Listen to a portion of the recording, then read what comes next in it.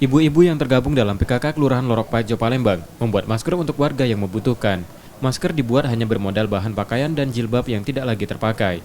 Bahan masker berasal dari sumbangan kader serta donatur. Masker dibuat langsung ibu-ibu yang dikerjakan menggunakan tangan atau tanpa alat bantu mesin jahit.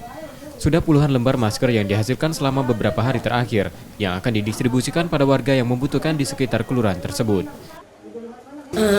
Yang menginspirasi kami untuk pembuatan masker ini karena memang mahalnya harga masker sekarang ini, baik yang biasa ataupun yang berbentuk kain.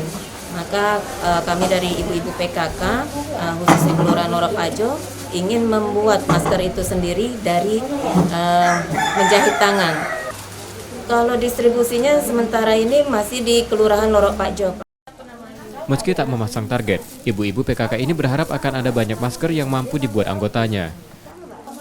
Nur Muhammad, Kompas TV, Palembang.